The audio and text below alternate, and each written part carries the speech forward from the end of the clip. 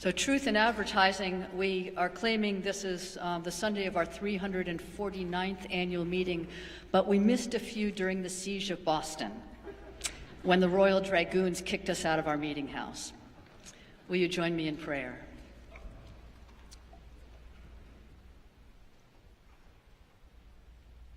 Gracious God, may the words of my mouth and the meditations of all of our hearts be acceptable in your sight, O God, our strength and our Redeemer. Amen. As Chara and Jim read, John is exiled, banished to the island of Patmos, banished for his Christian faith. Isolated from family and friends, he suffers privation and hardship.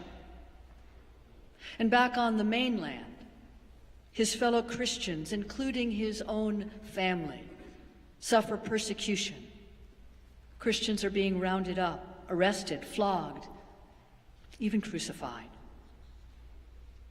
And it is in the very midst of this, of terror and heartache, of pain and the worst kind of anguish, that John is given a vision. He sees beyond the terror of what is to the future God intends. It is given to him to see nothing less than a new heaven and a new earth. And John hears a voice from the throne saying, God will wipe every tear from your eyes. And mourning and crying and pain, these will be no more. Did you hear that? God will wipe every tear from your eyes. There'll be no more crying, no more mourning, no more pain, no more children shot to death in the streets of Mattapan, no more mothers tormented because their children have been ripped from their arms, no more soldiers bloodied and destroyed by war, no more human trafficking. Moses had a vision. Moses guided the children of Israel 40 years through the desert wilderness. As nomads, they scratched a harsh, meager living from the desert. Everything was parched, dust.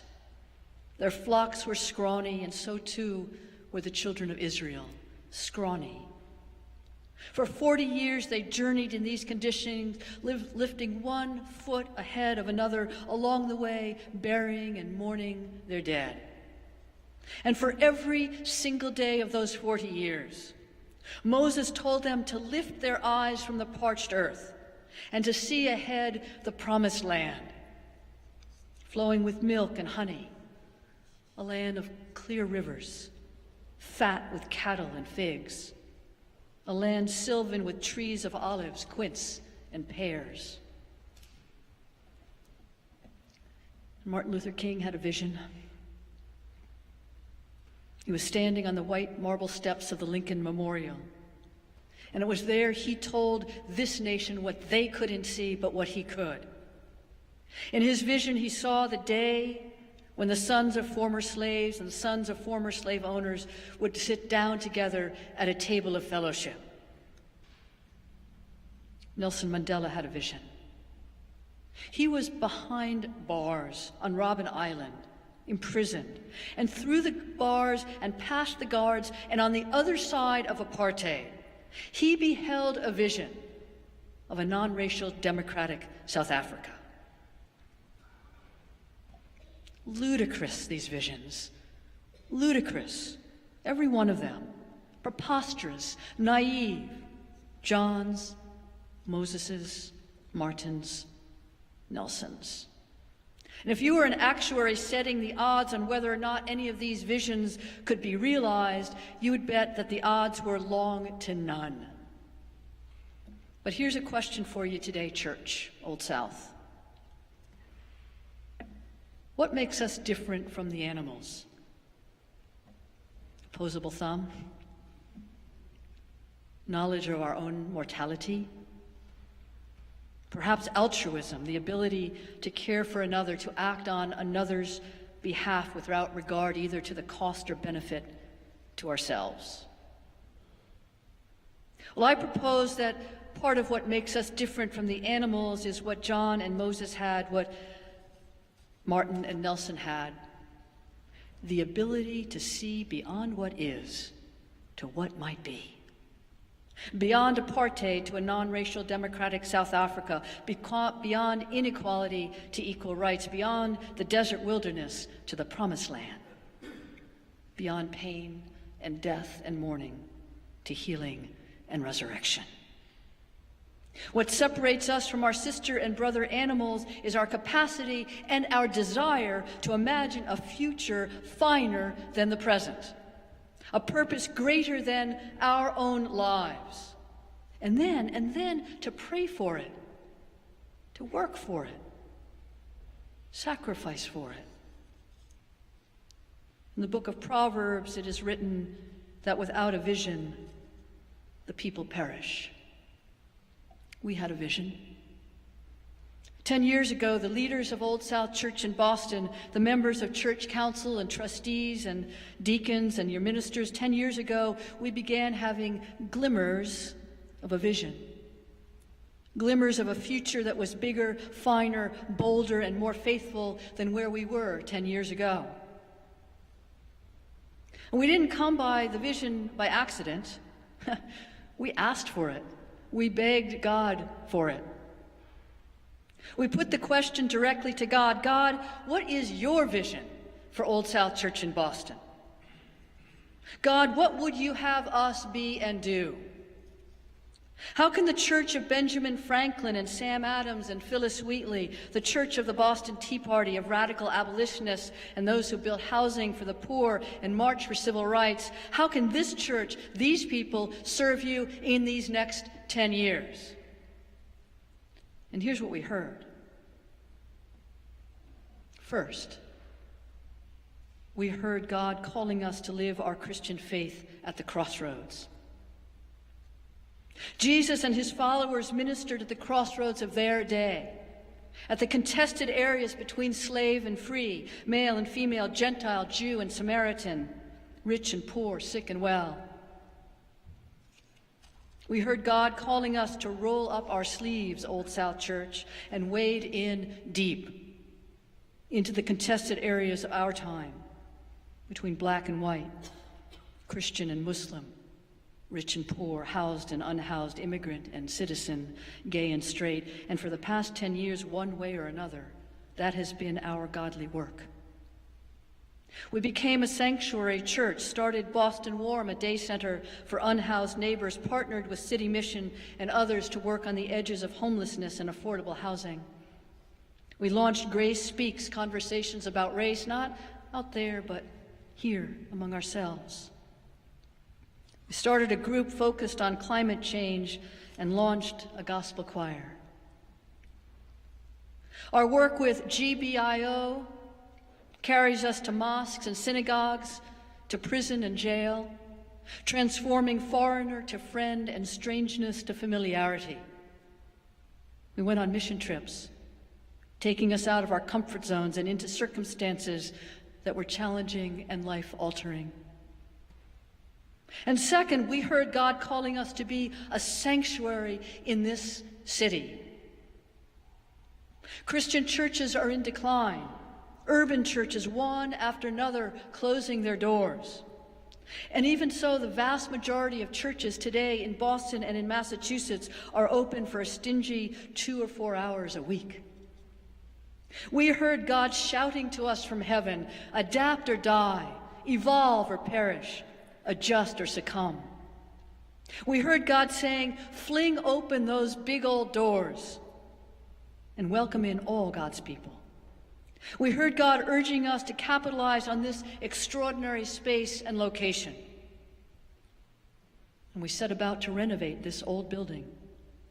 We are exploiting and adapting new technologies so that we might give witness to the whole wide world of the progressive, glass is half full, God is more mercy than judgment faith that we have known in Jesus Christ. We hired a full-time director of communications. We rebuilt our website, started live streaming. We hung bangers out and signs to proclaim God's good news as we know it. Third, we heard God calling us to become Christians in formation, being formed. We heard God calling us to be a teaching church, mentoring new generations of Christians. But in order to be a teaching church, we needed first to be a learning church. Amen? We hired a full-time director of children and family ministries and a third minister focused on teaching, on membership development and assimilation. We imported a new curriculum, Godly Play. We rearranged our entire Sunday morning schedule. We launched Community Hour and added a ton of small groups and study groups. We got ourselves a theologian in residence and a theologian in the city. Where's June? I saw June. There you are. A theologian in the city. So that we, the creatures that God has imbued with extra large brains, might put our very large brains to the uses God intends. And to do all these things, we had to get our financial house in order. We stepped up on our own generosity, and I would put this church's generosity, your generosity, up against any church I know. You have been magnificent. Somebody say amen.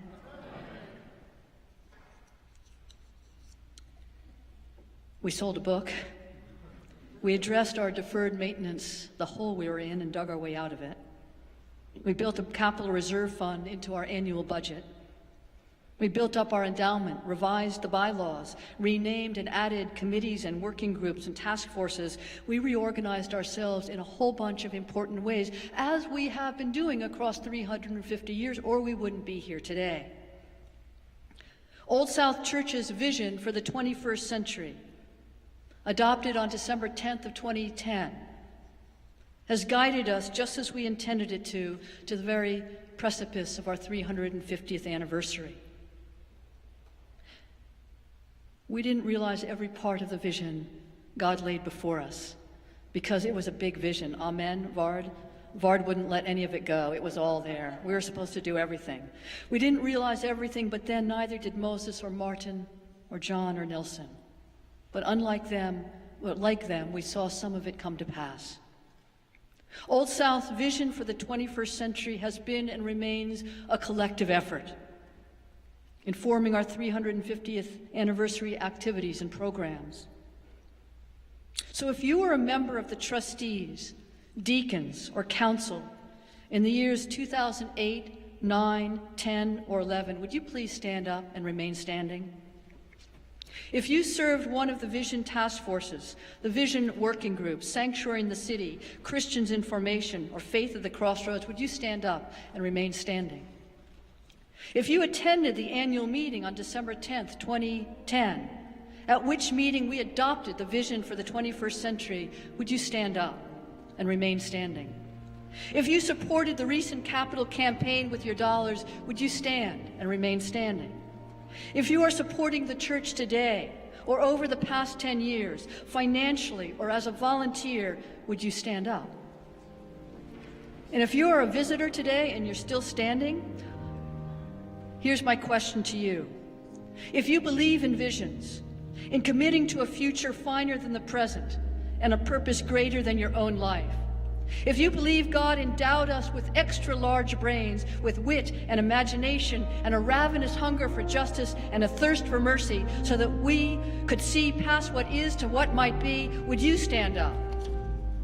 Now, the difference between John and us, John alone in exile, banished, solitary on an island, the difference between John and us, we have each other. Look around. We are each other's keepers, to be sure, but we are also each other's champions and cheerleaders. It is all the difference in the world. On the day of this church's 349th annual meeting, I say this: it is good to be church. Amen?